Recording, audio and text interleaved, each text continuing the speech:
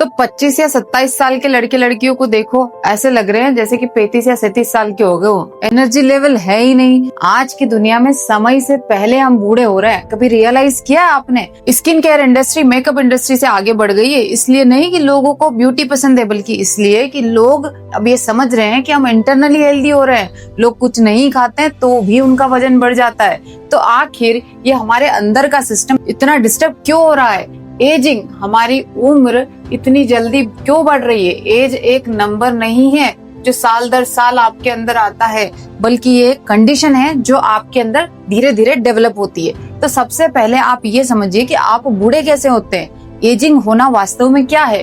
तो एजिंग की डेफिनेशन ये है कि जब आपकी बॉडी में रिपेयर करने की क्षमता, रिकवर करने की क्षमता आपके शरीर के अंदर होने वाले डैमेज से ज्यादा घट जाए, यानी कि कम हो जाए, और आपके सेल की फंक्शनिंग वीक हो जाए, तो इस प्रोसेस को कहते हैं एजिंग। जब ये फंक्शनिंग वीक होती है तो आपकी बॉडी के अंदर डैमेज धीरे धीरे बढ़ता है, और जब ये डैमेज अक्यूमुलेट होता है तो इसी को हम साल के रूप में गिनते हैं। जिसे हम साल समझते हैं वो यही अक्यूमुलेटेड डैमेज होता है। यानी कि सेल्यूलर लेवल पर माइक्रो लेवल पर जो है आपका पोटेंशियल कम हो रहा है, और इसी को साइंस क्या बोलता है? Telomere damage. ये टीलोमियर क्या है? आपका जो डीएनए होता है उसके जो कॉर्नर्स होते हैं, जो कि पूरे डीएनए के बहुत इंपॉर्टेंट पार्ट होते हैं, जब वो छोटे हो जाते हैं, श्रिंक हो जाते हैं, तो आपकी क्षमता कम होने लगती है, तो इनकी लेंथ कम होने लगती है।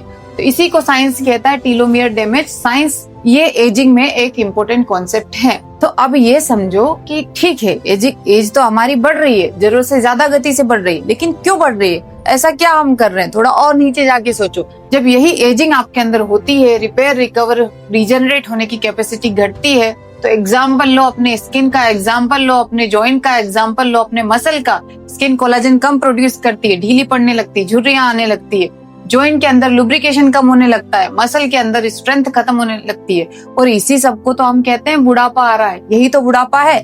इसी चीज को आपको समझना है। अब सवाल ये है कि ये एजिंग होती क्यों है?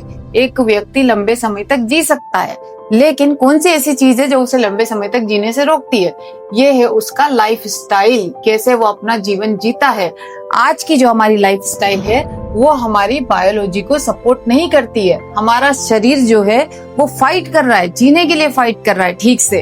आपकी लाइफस्टाइल के कारण कॉन्स्टेंटली आपकी बॉडी स्ट्रेस में रहती है, ऑक्सीडेटिव स्ट्रेस में रहती है, इन्फ्लेमेशन आपकी बॉडी के अंदर बना ही रहता है, जो आपके इम्यून सिस्टम को गलत तरीके से गाइड करता है। बॉडी के अंदर जो टॉक्सिन्स है वो आपकी बॉडी को बहुत ज्यादा डिस्टर्ब रखते हैं, क्लीनिंग प्रोसेस आपकी बॉडी नहीं कर पाती है प्रॉपर।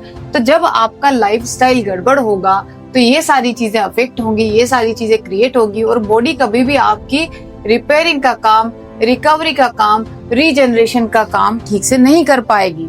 जो सेल्स आपके ब्रेक होंगे वो ठीक से रिकवर नहीं कर पाएंगे। और इसी चीज को आप एक कॉन्सेप्ट के थ्रू समझ सकते हो जिसे कहते हैं ऑक्सीडेटिव स्ट्रेस। अब इसको समझना पड़ेगा आपको। अगर एजिंग को समझना है तो ऑक्सीडेटिव स्ट्रेस को समझना पड़ेगा। देखिए, जब भी आप कुछ खाते हो, जैसे भी आपने कुछ खाया, तो आपका जो माइटोकॉन्ड्रिया है वो उस फूड को प्रोसेस करता है और एनर्जी के फॉर्म में कन्वर्ट करता है, एटीपी के फॉर्म में। अब जब ये प्रोसेस हो रही होती है तो कुछ फ्री रेडिकल्स जनरेट होते हैं। फ्री रेडिकल्स क्या है? ये इलेक्ट्रॉन के भूखे लोग हैं। ये आपकी हेल्दी सेल से इलेक्ट्रॉन चुरा लेते हैं और उस हेल्दी सेल्स को अनस्टेबल बना देते हैं। जब आपकी हेल्दी सेल अनस्टेबल होती है तो फिर बॉडी में इन्फ्लेमेशन और तरह तरह की चीजें, ऐसी चीजें होती है जो आपकी बॉडी को मिसगाइड करती है और गलत प्रोसेस में डालती है। ये आपकी बॉडी में एक साइकिल के फॉर्म में चलता है, एक साइकिल बनता चला जाता है इनका।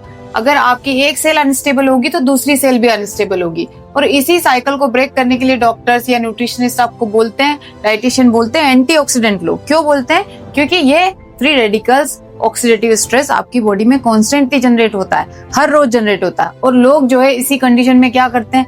जंक फूड खा लेते हैं। अब जंक फूड में कोई भी एंटीऑक्सीडेंट नहीं होता, उल्टा भर भर के कैलोरीज होती है। ये कैलोरीज आपके माइटोकॉन्ड्रिया को और ज्यादा प्रेशर में डालती है, और ज्यादा वर्क करने के लिए, और ज्यादा एनर्जी प्रोसेस करने के लिए ओवरलोड करती है। जब यही माइटोकॉन्ड्रिया ओवरलोड हो जाता है तो भी तो आपको एनर्जी फटीग होती है।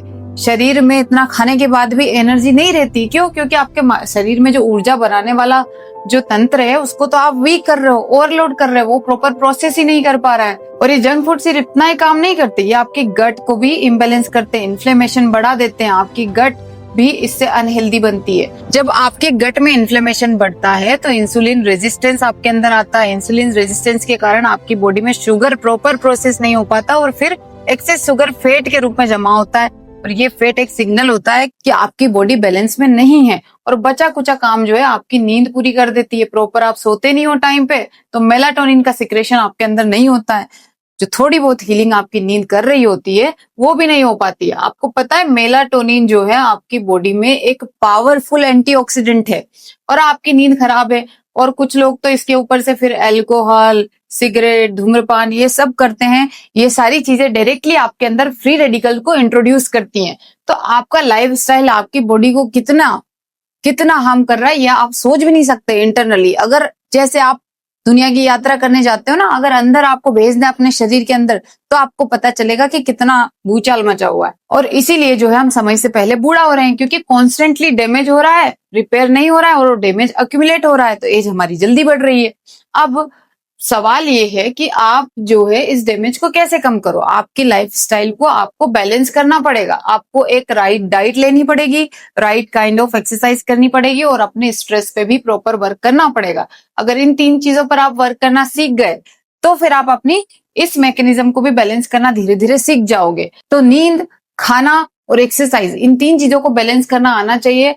कुछ लोग जैसे ही अपनी लाइफ में इम्बैलेंस फील करते हैं तुरंत चले जाते हैं जिम। एक गलती है ये जिम करना स्ट्रेस में, क्योंकि जब भी आप जिम जाते हैं तो आपकी बॉडी में एनर्जी की डिमांड और बढ़ जाती है। एनर्जी की डिमांड और बढ़ जाती है, माइक्रोकॉन्ड्रिया पे प्रेशर और बढ़ जाता है। ठीक है, तो जिम जो है वो मॉडरेशन में ठीक है। गुड स्ट्रेस आपकी बॉडी में तभी क्रिएट होता है जब आप मॉडरेशन में ये चीज कर रहे हो। अगर एक्सेस कर रहे हो, सिर्फ एक डोपामाइन हाइक फील करने के लिए आप कर रहे हो तो काम नहीं चलेगा, अंदर से वो आपको हील नहीं करेगी। आपको अपनी नींद पर काम करना होगा, आपको अपनी फूड पर काम करना होगा और आपको राइट काइंड ऑफ एक्सरसाइज भी करनी होगी। इसलिए गाइडेंस में ये सब काम करो। उस व्यक्ति के पास जाओ जो आपकी ये चीजें समझता है, जो आपकी चीजों को समझ के आपको गाइड करता है कि आपको किस टाइम पर सोना है, कैसा खाना खाना है, कौन सी राइट एक्सरसाइज करनी है और लाइफ को बैलेंस्ड वे में कैसे चलना है। मैंने इन सभी चीजों के लिए अलग अलग प्रोग्राम चलाए, जैसे कि नींद और स्ट्रेस के लिए रीसेट प्रोग्राम, फिजिकल फिटनेस के सारे एस्पेक्ट को वर्क करने के लिए फिटनेस, योगा और मन शक्ति, अलग अलग तरह के प्रोग्राम्स हमारे पास चलते हैं, आप ज्वाइन कर सकते हैं। राइट गाइडेंस में प्रैक्टिस कीजिए, इन सभी चीजों को समझिए। एक तरफा शरीर में हमें वर्क नहीं करना है because it is not going to help you anyway. अगर गलत दिशा में चलोगे तो सालों साल चलते जाओगे, आपको रिजल्ट नहीं मिलेगा। सही दिशा में चलोगे तो एक ही साल में अपने जीवन की जो नाव है उसको सही दिशा में लेके आ जाओगे। कैप्शन जरूर पढ़िएगा। धन्यवाद।